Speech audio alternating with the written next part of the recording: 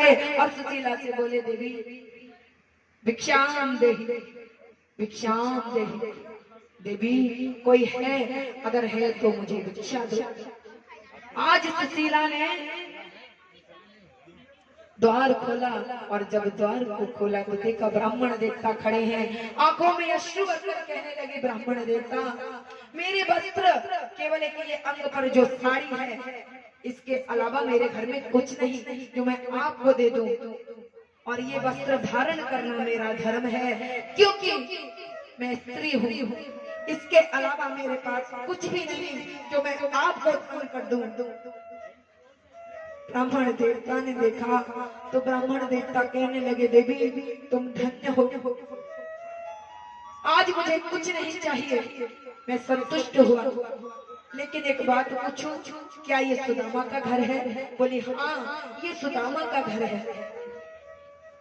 बोले तुमको एक बात बताऊं? बोले बताओ। बोले तुम्हारे पति सुदामा के एक मित्र है कृष्ण, जो द्वारिका के महाराज है। आज अपने स्वामी के आते ही उनसे बोलना कि वे द्वारिका के महाराज कृष्ण के पास जाएं। देवी बोली हमको तो नहीं बताया। बोले मैं जानता हूँ वो ऐसा ही है, आज वो बड़ा आदमी है तुम्हारे पति का मित्र कृष्ण, इसीलिए उसने तुम्हें नहीं बताया।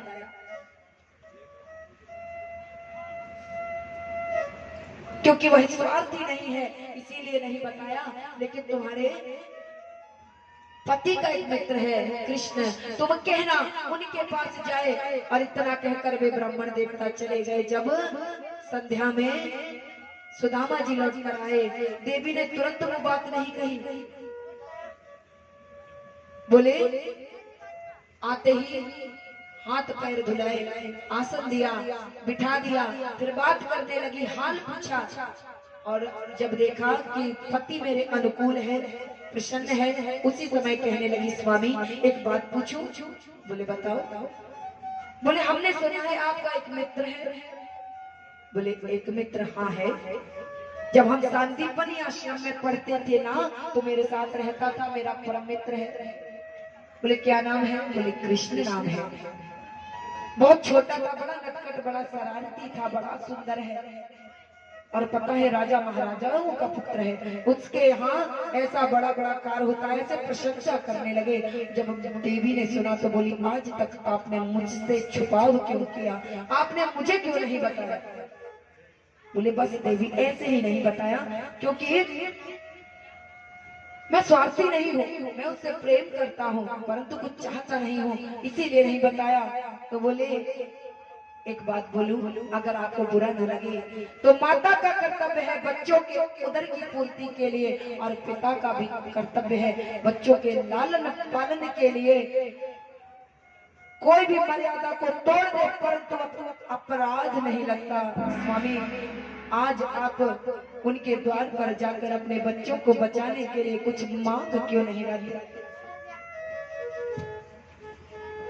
ओ स्वामी द्वार का जाओ और स्वामी द्वार का जाओ बने जैसे। सभी हमारे साथ बोले और सुदामा जी को द्वारका भेजे। बोलो सुदामा जी महाराज की जय हो। अब यहाँ पर कहा स्वामी आप बच्चों के पेट भरने के लिए ही चले जाइए, अपने स्वार्थ में मत मांगिए, परंतु बच्चों के लिए तो मांग ही सकते हैं। आप चले जाइए। अब बार बार जब सुशीला ने कहा, सुदामा बोले मर जाऊं मांगू नहीं, अपने तन के काज और परमात्मा के काज में मोह ना आवे लाज। बोले मैं चाहे मर जाऊं परंतु मैं मांगूंगा नहीं, क्योंकि मैं जो भक्ति करता हूँ, कृष्ण से प्रेम करता हूँ, उसमें कोई स्वार्थ नहीं, मैं नहीं मांगूंगा। देवी मुझे बार बार ऐसे मत कहो, मैं नहीं मांगूंगा। मैंने प्रेम किया है कन्हैया से, मैंने स्वार्थ नहीं रखा।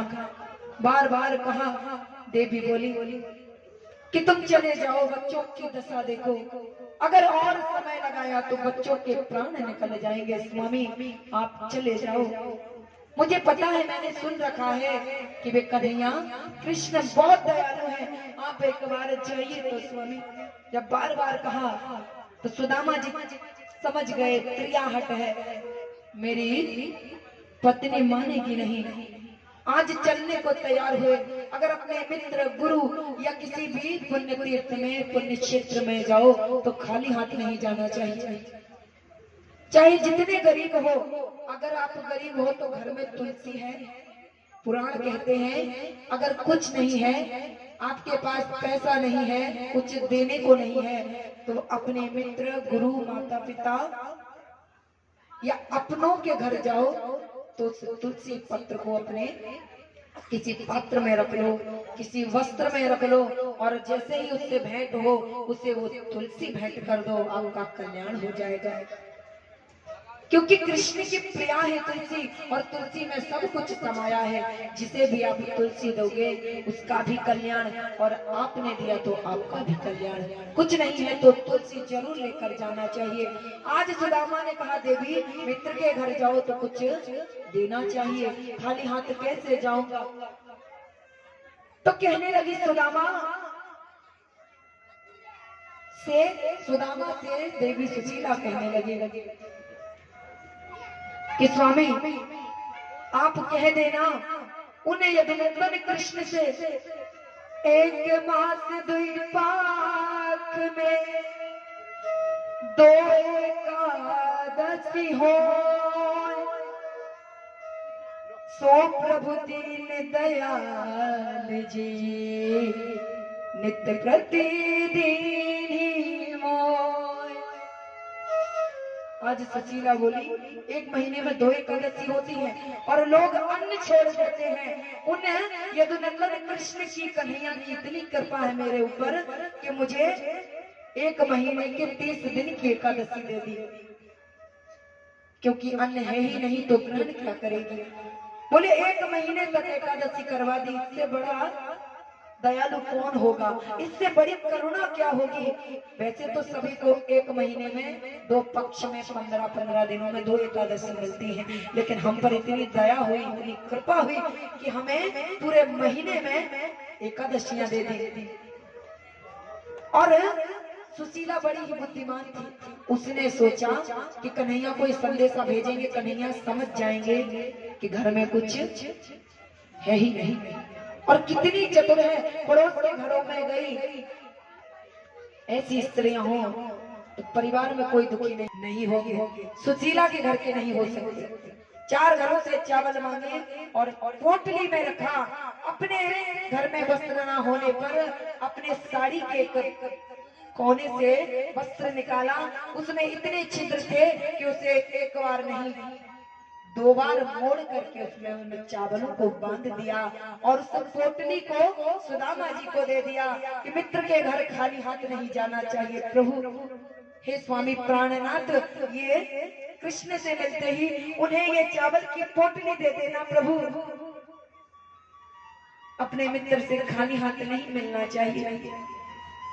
अगर सुशीला चाहती तो उन चावलों को पहले भी अपने पुत्रों के लिए मांग सकती थी, परंतु नहीं मांगा, क्योंकि सुदामा कह रहे हैं मर जाऊं मांगू नहीं, अपने तन के काज और परमार्थ के काज में मोह न आवे लाज।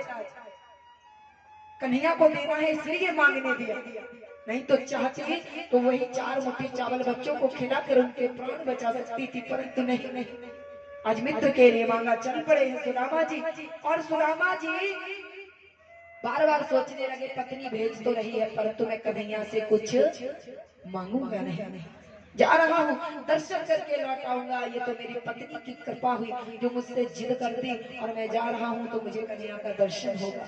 आज कन्हैया को पता चला मेरा प्रिय मित्र आ रहा है, झूम उठे। आज पूरे महल में यहाँ वहाँ झूम रहे हैं। मैया ने पूछा, रुक्मणी जी ने पूछा प्रभु क्या हुआ? बोले आज मेरा परम मित्र आ रहा है, और मेरा परम मित्र आ रहा है, यही प्रशंसा है देवी। आज भगवान इतने प्रसन्न है। लोग सुदामा को भिखारी कहते हैं, दरिद्री कहते हैं, संसार ने उन्हें दरिद्री नहीं कहा, सुदामा जी ने खुद को अपने मुख से अपने आप ही दरिद्री कहा है। श्रीमद् भागवत महापुराण में उन्होंने कहा है मैं दरिद्री हूँ, किसी दूसरे ने नहीं। सुदामा ने अपने लिए संबोधन स्वयं किया है कि मैं दरिद्री हूँ, परंतु कब दरिद्री हूँ? जब कृष्ण नाम की गरीबी आ जाए।